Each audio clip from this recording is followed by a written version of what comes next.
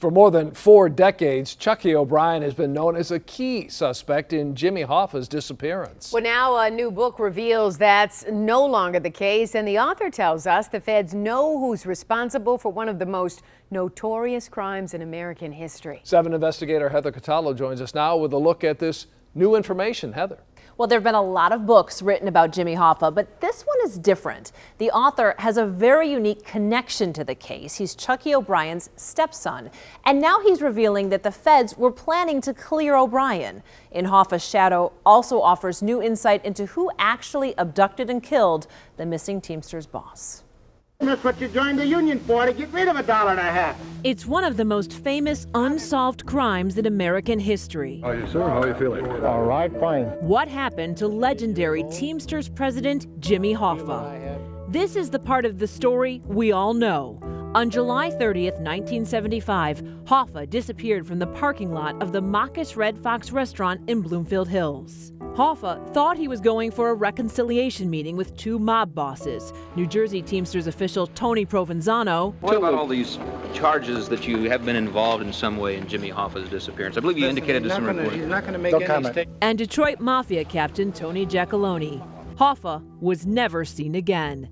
The man who immediately came under suspicion was Chuckie O'Brien, a Teamsters official and a man so close to Hoffa, O'Brien's family once lived with the iconic labor organizer. The conventional wisdom was that he picked up Hoffa from the parking lot of the Marcus Red Fox restaurant and drove him to his death. Jack Goldsmith is a Harvard law professor and former Department of Justice Assistant Attorney General. He also happens to be Chuckie O'Brien's stepson. We were extremely close when I was a teenager. He was a great father, despite the Hoffa disappearance maelstrom. Goldsmith says during college he became estranged from O'Brien, but years later they reconciled and Goldsmith wanted to get to the truth of what happened that day in 1975.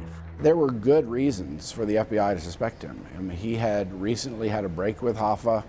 He was in the vicinity of the Marcus Red Fox the morning of the disappearance and the afternoon of the disappearance. Also, O'Brien had borrowed a car belonging to Tony Giacalone's son that day, and 9 days later, a hair that was believed to belong to Hoffa was found in that car.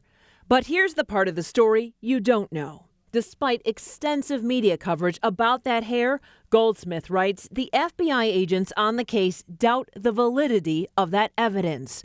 Goldsmith says agents also told him it was physically impossible for O'Brien to have been with Hoffa when he vanished. The last known time when Hoffa was thought to be alive did not leave enough time, given the other things we know about Chuckie's whereabouts. After he was publicly deemed a suspect in 1975 and after a brief prison stint for labor law violations, O'Brien never trusted the government. But Goldsmith says in 2013, at the FBI's request, O'Brien agreed to be interviewed in exchange for a letter from the U.S. Attorney's Office exonerating him. We learned afterwards that the FBI completely believed him. But the letter never came. The FBI and our partners are here this morning to execute a search warrant. 2 months later, the Fed started a new high-profile dig in Oakland Township. It was the 3rd large-scale Hoffa dig in a decade. They've had so many false leads. Let's hope this one is a good lead. The agents did not find Hoffa's body.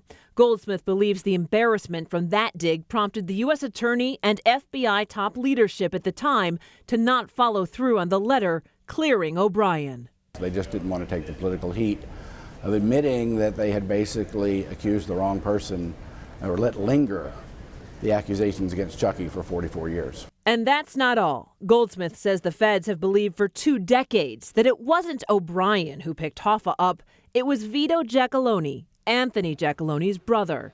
And Goldsmith says the feds believe someone else actually killed Hoffa, but they don't have enough to prove it. And that person was a low-level member of the Detroit family in the 1970s who rose to prominence and who's no longer alive. Beyond that, I'm not going to say anything else. Even though Goldsmith and the feds won't publicly release the name, he does write a lot about some key things that Chuckie O'Brien revealed to him decades after this crime. I did reach out to the U.S. Attorney's Office and Detroit FBI about all of this. So far, they are not commenting since the Hoffa case officially remains open. In Hoffa's shadow will be released tomorrow, but 7 years of research looking at grand jury information, interviews with the original case agents, interviews with the case agents who worked it through the 90s. He did a ton of research and, of course, talking to his stepdad through all of this. It's a really fascinating read and look back at history here in Detroit. Yeah, there have been movies and books, and now there's more. Do you expect someday the government will identify someone responsible? It's really hard to say. Obviously, I'm sure if they could, they would. But as you know, a lot of folks involved in this and in this whole process have now passed on. That's 44 years old. So it's unclear if we'll ever have answers. Still a lot of intrigue. Thank you so much, Heather, as always.